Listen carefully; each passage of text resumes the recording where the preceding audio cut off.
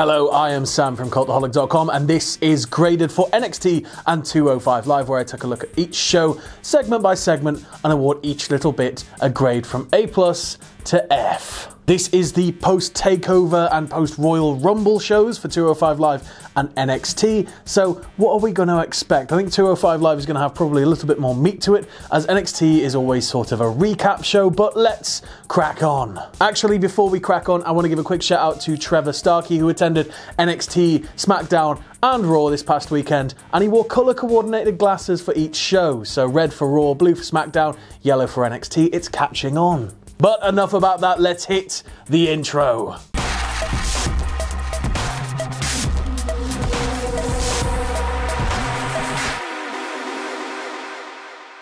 Starting as we always do, as my tie suggests, with 205 Live, and Lucha House Party's music hits, and Kalisto makes his way to the ring with his boys in tow. They've got Penelope, they've got Clackers, you know, same old drill. Lindsay even tries to put a teeny tiny little sombrero on Nigel's head. We are then introduced to two of WWE's apparent latest defectors, Mike and Maria Kanellis. This is the greatest. So, bell rings, Kanellis takes it straight to Kalisto, driving him into a corner. Kalisto then uses his natural speed and athleticism to gain the upper hand quite quickly. He hits a Rana that drives Mike to the outside, and then some weird knee, bouncy, springboard, flippy thing which completely wiped him out. Kalisto then takes him back in the ring, hits a massive springboard crossbody, lays in the strikes, but he's cut short by a rogue Kanellis kick. And at this moment, I just want to talk about Maria, who's on the outside on commentary, and if the rumours of them leaving are indeed true, then this is a little bit awkward. I'm just going to refer to my notes here. We've been all over the world and we came here to make something of ourselves, but favoritism is keeping us down. And then when she's told by English that the pair haven't done anything in WWE yet to get themselves known, she takes particular offense, shouting, "Well, look at you with your big boy commentary pants on." Jesus Christ, Maria. So on the outside now, Mike Kanellis is running wild on Kalisto, laying in the strikes, throwing him all around, driving him into the crowd barricades. And then Kalisto's like, "I'm gonna do a jump off the barricade," and Mike's like, "No, you're not," pulls his leg, drives him face first into it. Back in the ring now, and Kanellis is in complete control of Kalisto, driving him to the mat, and Kalisto is doing that slow crawl back to having control of the situation. At this point, he busts out Lucha 101, Ranas, springboards, reversals, but he still can't put Mike away. Kalisto then attempts a Salida del Sol. It's reversed by Kanellis. He then dumps Kanellis to the outside, goes for a dive, and Kanellis sidesteps, and Kalisto lands horribly.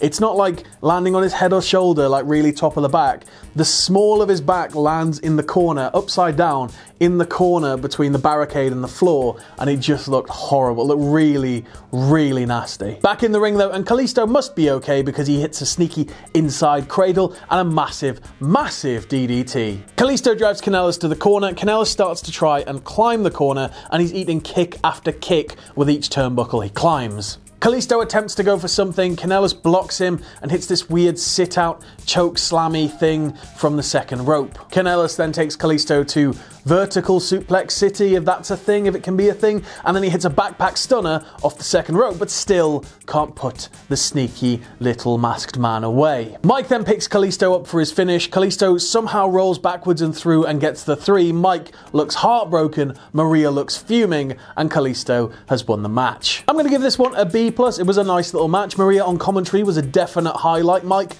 looked strong despite the fact he lost, and Lucha House Party's reign of terror over 205 Live continues. We then go backstage and it's a proper promo. It's been shot and there's a set and everything. It's all set up. It's beautiful. It's like 90s. Yeah. And in this promo we have Drew Gulak and Jack Gallagher welcoming Humberto Carrillo to 205 Live. They want to guide him. They want to be in his corner for his next match. They want to stop him doing that flippy stuff, and they want to make him better. And together they think that they could make 205 Live a much better place. We then go backstage and it's Davari and Defector number 3 of the night, and boy am I excited to see him flourish outside of WWE, Hideo Itami. Davari says that Murphy got lucky. He's walking around like this big man, but really he got lucky. He says that Itami made an entire career before he was in WWE of systematically destroying his opponents, and that's exactly what he's going to do tonight to Akira Tozawa. Itami then finishes the promo off by addressing Tozawa in Japanese, and it made me really happy. He just seemed so bloody menacing. We then keep it backstage, but it's a pre-record, it's from earlier today, and Tony Nese and Noam Dar are just wailing on each other in a car park. Then you've got Buddy Murphy, Drake Maverick, road agents, Gallagher and Gulak. They're all trying to stop it. Well, at least the agents and Maverick are there to stop it. Buddy Murphy's just there to take Nese backstage, and Gallagher and Gulak just stand pointing and laughing like Teletubbies watching the little belly telly thing that they do. Like literally just stood there jumping up and down, excited and going, ooh. We then cut to a live backstage promo, and Kayla tells us that Tony Nese has been suspended for his actions and Noam Dar hasn't suffered any major injuries. Murphy then comes out of a door behind Kayla, and when she asks him, he says that he has to say that he doesn't condone Nese's actions because he doesn't want to get suspended too, but really he does. He then says that he's beaten every single person that Maverick has thrown at him, and he's just going to continue doing that. There's nobody that's going to be able to take the belt off him. You can't stop the unstoppable. We then go to tonight's main event, Akira Tozawa versus Hideo Itami. Tozawa has Kendrick and Itami has Davari, and they're both at ringside. In the early goings, Tozawa gets the crowd ha, ha, ha, like doing all that stuff that he does. They're all going along with him. Itami just plays mind games, just walking around in circles and backing off whenever Tozawa walks forward. We then move into a phase of back and forth, trading blows, reversals, and eventually a little bit of a stalemate. Tozawa then literally gets the jump on Itami with a dropkick and takes it to the mat. Tozawa then hits a body slam followed by a standing senton, but you're not going to get Itami that easily. Tozawa then, seemingly not having learned his lesson, goes for the senton off the top, and he's met with Itami's knees. He then rolls to the outside for safety, and Davari starts working on him until Kendrick catches him and he's like, "Ref, look at him, what are you doing?" Itami then takes it back in the ring, absolutely leathering Tozawa with kicks while screaming, "I'm the best," in English. It was fantastic. Tozawa is desperate to get back on the front foot. He even tries that through the rope springboard thing he does, but he gets cut off by Itami, who then takes it up to the top rope, leaving him hanging there in the middle rope, and double foot stomps his face right into the mat. Itami then takes it to the mat as Tozawa is fading. Kendrick is really trying to hype him up on the outside. Itami then hits 2 neck breakers and Tozawa looks done, but he just won't die. He takes all of the subsequent abuse, just strike after strike, as he fights his way back to his feet. Tozawa then manages to lock in the octopus. It gets broken pretty quickly. Itami goes for a run, and Tozawa nails him with a Frankensteiner. He then hits a massive missile dropkick, does a huge dive to the outside, and wipes Itami out. Once back in the ring though, Itami manages to get back to his feet, and he's staving off Tozawa's attacks. He even cuts him off on the rope, and hits a top rope clothesline, which was retro AF, but I really liked it. Tozawa then drops Itami face first into the turnbuckle, goes to the top rope, and Davari jumps up and distracts him. This allows Itami to capitalize while the referee's distracted, and drops Tozawa right on his bollocks. Itami then goes for the GTS, and Tozawa manages to sneak his way out of it, and then Tozawa goes for the GTS. Itami manages to get out of that, and then he hits him with this massive lariat, just turning Tozawa inside out. Itami then screams finish, but Tozawa is able to get out of it, and then Davari attacks Kendrick on the outside, taking care of him. Tozawa gets set up for a delayed dropkick on the ropes, but moves at the last second. Itami ends up then kicking Davari in the face as he was holding his arms back. Tozawa then hits a brutal German suplex with Itami landing right on the top of his neck, and then he hits his massive top rope senton and picks up the win. Tozawa and Kendrick then head to the back as Davari is caring for Itami,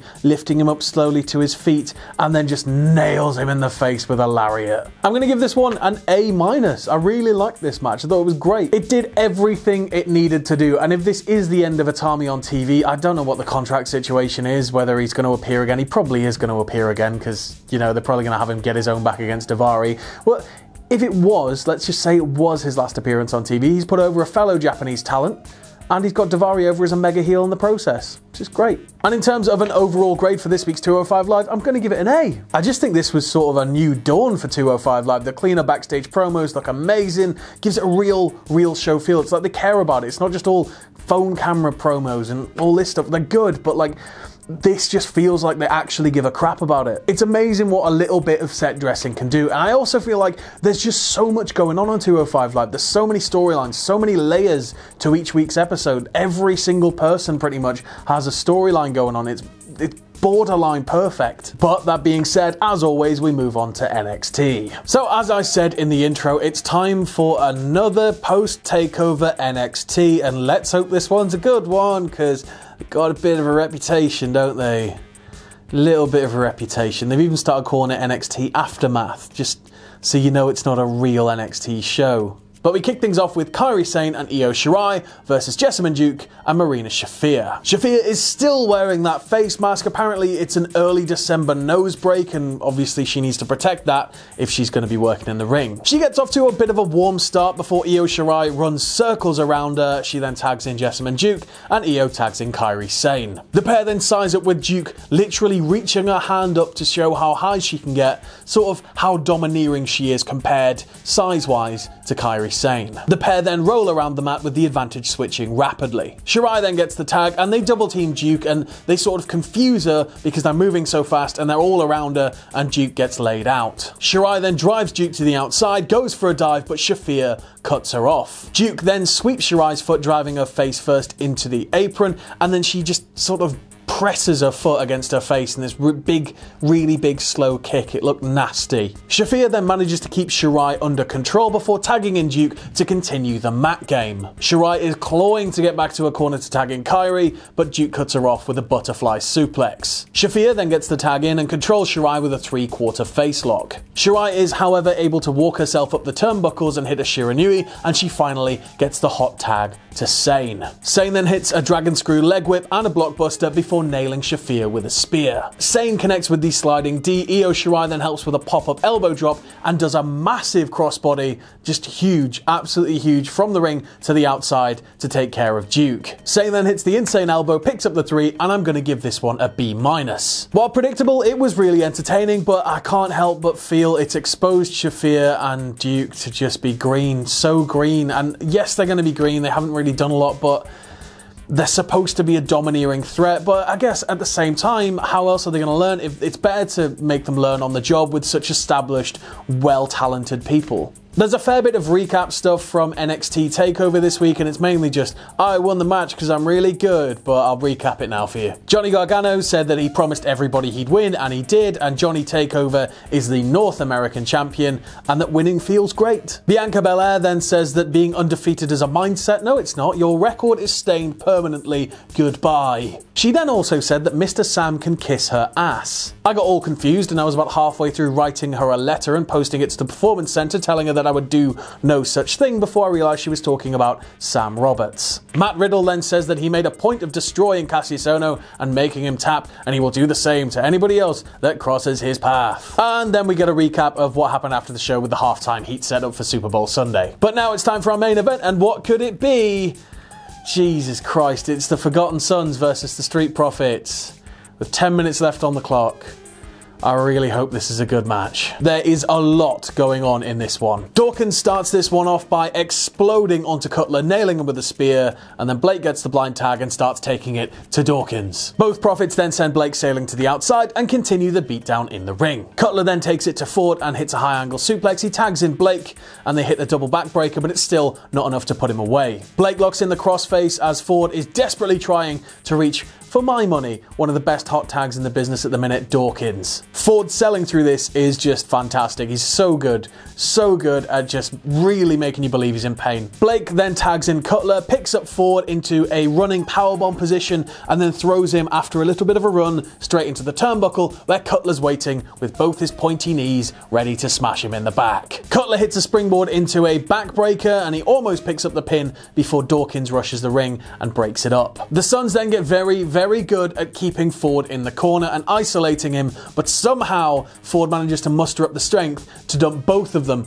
to the outside. Blake then gets on the turnbuckle as Ford is crawling toward Dawkins for the hot tag. Blake goes for a splash to cut him off, but misses, and Dawkins is in. Dawkins then just proceeds to clean house, and it culminates with a running bulldog on Blake. Ford then hits a massive tope con hilo to Cutler on the outside. Dawkins is able to hit a spear on Blake, but it's still not enough. It's not enough. Dawkins tags in Ford, and then Blake is lifted up into the electric chair position, and they do that top rope neck breaker electric chair thing. That again fails to pick up the pin because Cutler rushes the ring and breaks it up. Dawkins is then pulled out of the ring by Cutler, and Ford sees that and he goes, I'm just going to dive on you. And when he hits the back ropes, Jackson Riker pulls down the rope, low bridges him, and sends him flying. Riker then stares Dawson down, distracting him long enough for Blake to hit him with a tope, drag him back in the ring, hit the memory remains, and pick up the 3. matter how I thought this match was going to go, this has been actually a really good one. I'm going to give it a B+. It was a very strong showing from both teams, showing why they're credible tag team threats. And yes, it's fun to have a laugh about it because they're two teams that maybe haven't been shown quite enough love, but I think for at least, because everybody loves the Street Profits, but I think for at least the Forgotten Sons, this was sort of a coming out party. I don't think anybody is questioning the strength of either of these teams coming out of this one. And now for my overall grade for NXT, I'm going to give it a C+. And yes, I know I gave the matches higher grades than that, but it's a post-takeover, like the entire show was 2 matches and recap. Like, it's for people that obviously haven't seen TakeOver and aren't willing to watch it, but it's sort of how I grade squash matches. I don't think you can grade a post-takeover NXT the same way you'd grade a general week-by-week one. And that has been graded for NXT and 205 Live this week. I've been Sam from Cultaholic.com. You can follow me on Twitter here. You can follow all of us at Cultaholic. If you like what we do here at Cultaholic, you can check us out on Patreon. That's patreon.com/Cultaholic. And no matter what you do, don't ever forget to hit subscribe and join us.